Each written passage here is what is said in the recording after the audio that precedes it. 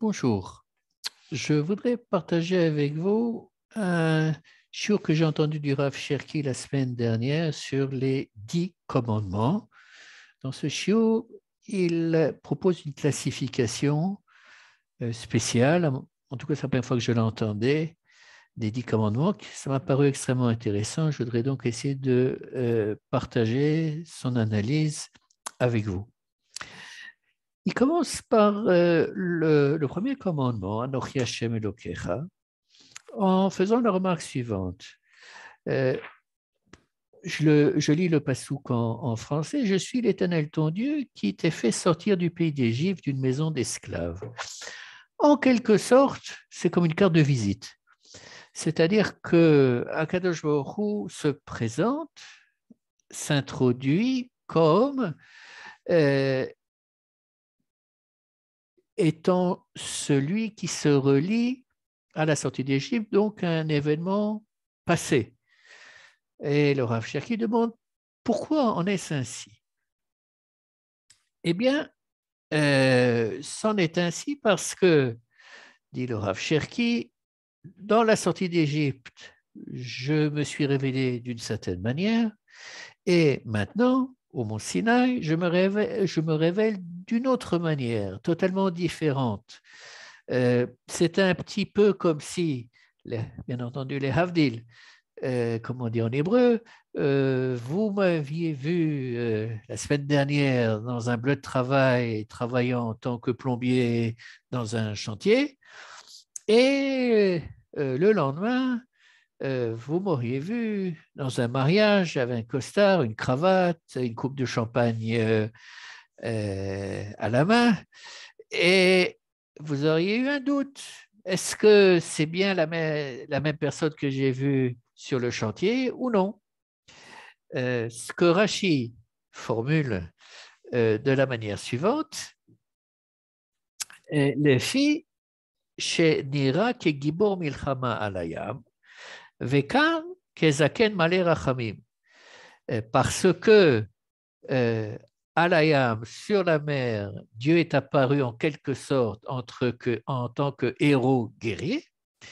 Et ici, au mont Sinaï, il apparaît qu'en tant que euh, personne, un vieillard avec une longue barbe et plein de miséricorde.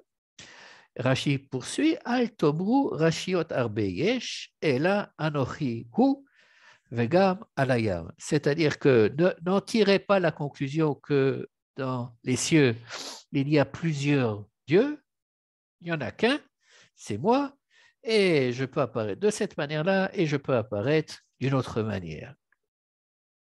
Pourquoi est-ce que cette introduction, puisque le Rav Cherki propose que nous lisions ce premier verset comme étant une introduction aux 9 commandements qui vont suivre, pourquoi est-ce que c'était nécessaire? Eh bien, parce que, on va revenir en arrière quelques versets avant la révélation, on est dans le chapitre 19 et je vais vous lire le verset 6 et 7. C'est Moshe qui parle au peuple en disant ce que Dieu lui a demandé de dire, qui est quoi? Et vous, vous serez pour moi une dynastie de Kohanim et une nation sainte. Voilà les paroles que tu diras aux enfants d'Israël. Non, là, c'est Dieu qui parle à Moïse. Moïse vient et convoqua les anciens du peuple et leur transmit toutes ces paroles comme le Seigneur le lui avait prescrit. Verset 8, le peuple entier répondit unanimement, tout ce qu'a dit l'Éternel, nous le ferons. Et Moïse rapporta les paroles du peuple au Seigneur. Donc, quelle est la problématique ici? La problématique, c'est que les Bnei Israël connaissent Moshe comme étant celui par lequel ils sont sortis d'Égypte et il a une crédibilité, et une grande crédibilité à leurs yeux en tant que libérateur national, en tant que sauveur. Mais là, il y a maintenant un nouveau menu, un nouveau programme qui est annoncé et ils ne sont absolument pas au courant et ils mettent en doute ce que dit Moshe. Est-ce que c'est vraiment Dieu qui lui a dit ou non?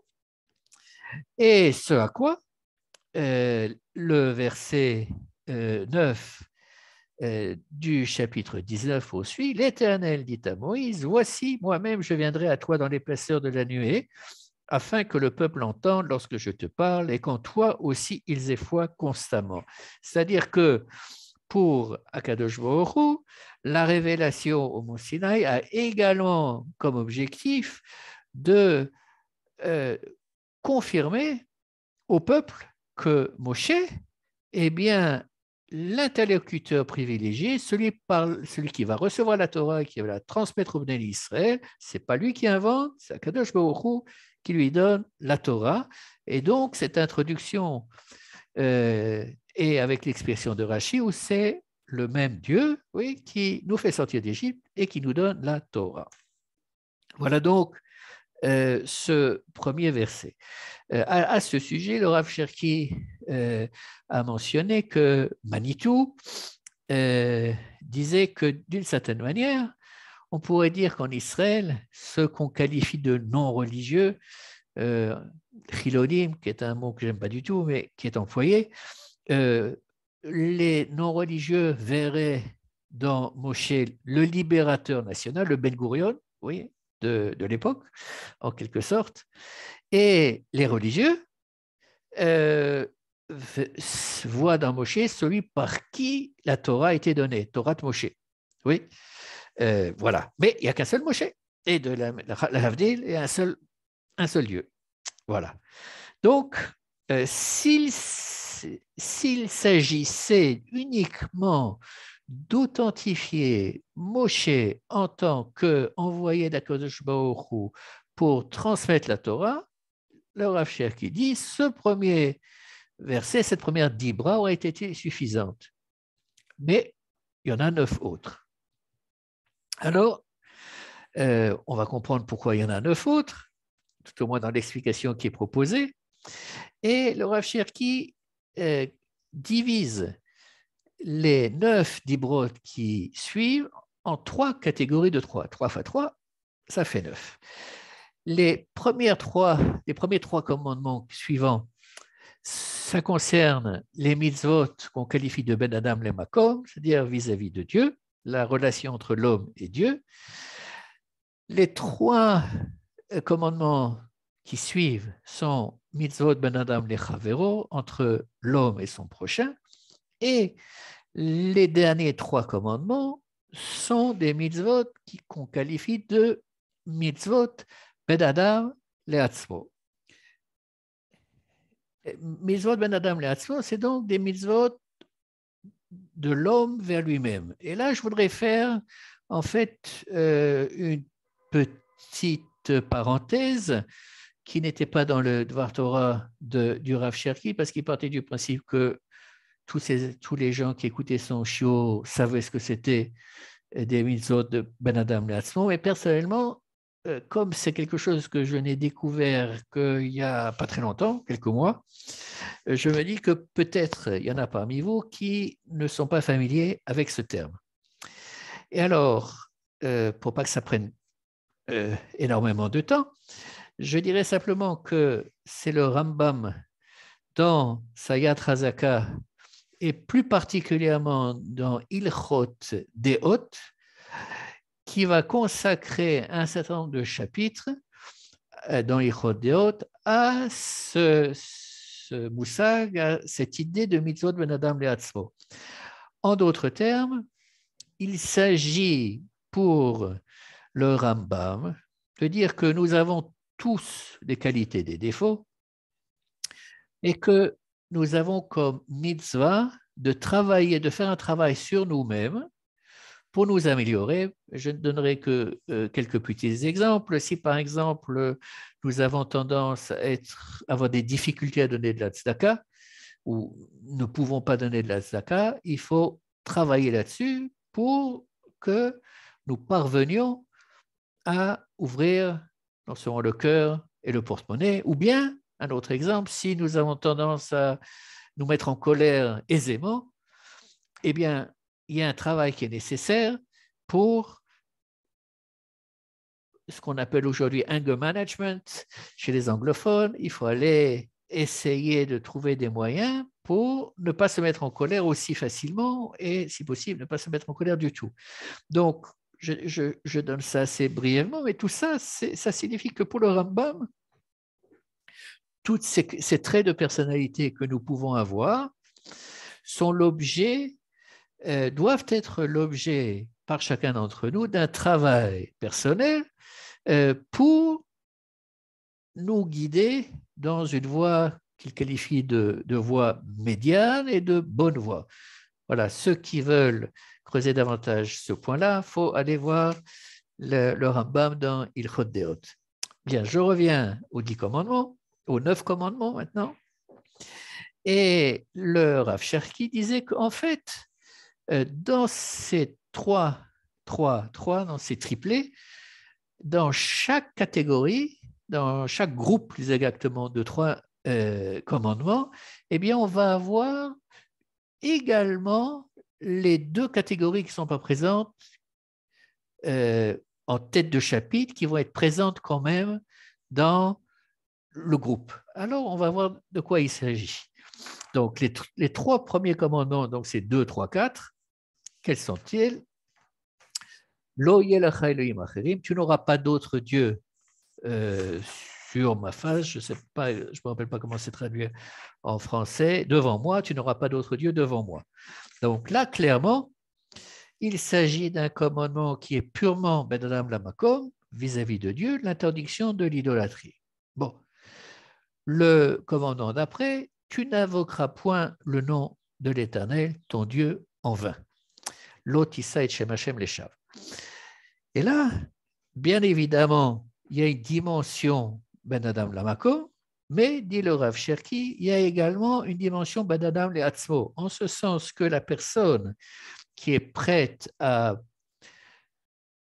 faire un faux serment en jurant, en s'appuyant sur le nom de Dieu, d'une certaine manière, il se ment à lui-même. Il sait que ce qu'il va dire est faux. Et donc, il se ment à lui-même. À partir du moment où il se ment à lui-même, il est en infraction, entre guillemets, il n'est pas en bonne situation vis-à-vis des mitzvot Ben Adam Le'atzmo. Et le troisième, qui est numéro 4, Zechor et Yom HaShabbat, souviens-toi du jour de Shabbat pour le sanctifier. Bien évidemment, nous avons la dimension de Ben Adam Lamakom, puisque lui, le créateur du monde, c'est qui nous a fait sortir d'Égypte, eh bien, on respecte le Shabbat en son honneur, mais il y a également une dimension de Ben Adam Lechavero, puisque, par exemple, l'étranger, la servante, l'esclave, etc., ne doivent pas travailler, doivent se reposer à Shabbat. Okay, donc ça, c'est donc les 3 premiers commandements qui sont du niveau Ben Adam Lamakom. Les 3 commandements d'après le Rav Cherki, c'est Mitzvot Ben Adam Lechavero. Le premier, Kabed et avicha vet imecha, c'est-à-dire honore ton père et ta mère.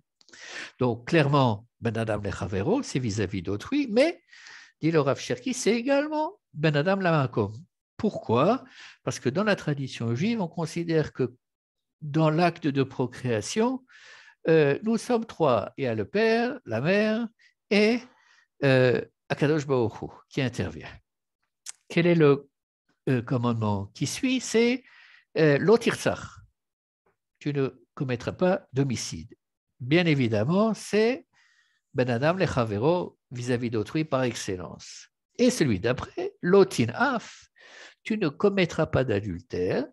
C'est donc aussi Ben Adam Lechavero, oui, mais avec une dimension de Ben Adam Le'atzmo dans la mesure où ça nous amène à, si on transgresse ce commandement, on rentre dans un domaine d'impureté personnelle et donc de Ben Adam Le'atzmo.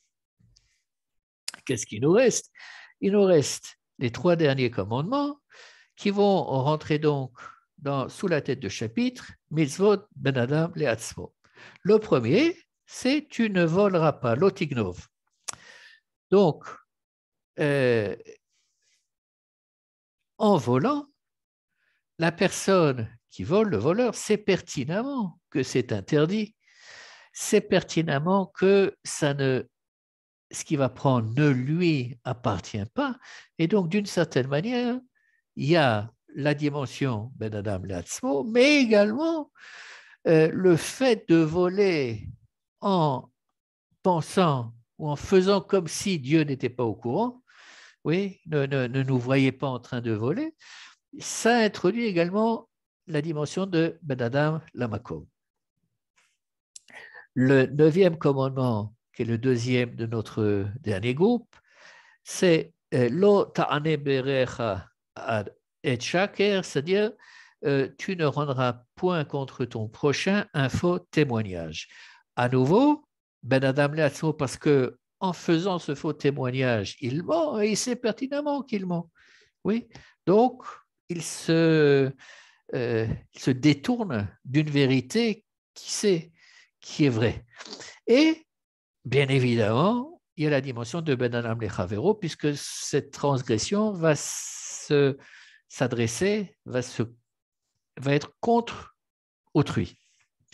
Et le dernier des 10 commandements, l'otachmod, qui est ne convoite pas la maison de ton prochain, ni sa femme, ni son esclave, etc., etc., dit le Rav Cherki, c'est par excellence Ben Adam Leatzmo, puisque le fait de convoiter, c'est quelque chose comment dirais-je, qui se passe dans nous. Oui, c'est nos sentiments, c'est comment est-ce qu'on se situe par rapport à ce qui appartient à autrui. Donc, voilà comment dirais-je, la classification qui était proposée. Je dois dire que quand je l'ai entendue, ça m'a fait penser un petit peu aux sphirotes de l'Homer, en ce sens que chaque semaine, il y a une sphira qui est une sphira majeure, et dans chaque jour, on a introduit une autre sphira, Hod Sheba Chesed, Hod Sheba Gvura, etc., etc. Je veux dire, c'est quelque chose qui m'a une association d'idées que j'ai eue. Et en conclusion de cette classification, le Rav Cherki pose 2 questions. Il demande pourquoi Moshe était-il le seul à pouvoir recevoir la Torah et nous la transmettre? Deuxième question, pourquoi devait-il avoir révélation? Alors, les réponses qu'il propose à ces 2 questions sont les suivantes. Moshe, d'après le Rav Cherki, était la seule personne qui était capable d'intégrer simultanément, le mot simultané est important, ces 3 dimensions différentes de Ben Adam Lamakom, Ben Adam Lechavero et de Ben Adam Leatzmo. Voilà. En ce qui concerne pour la nécessité de la révélation, il propose la réponse suivante. Dans les 10 commandements, il y a certains commandements qui paraissent évidents. Oui, ne pas voler, ne pas tuer. À la limite, on n'aurait pas eu besoin de la Torah pour savoir que c'est des choses qui sont interdites. Alors pourquoi oui, y avait-il besoin d'une révélation? Parce que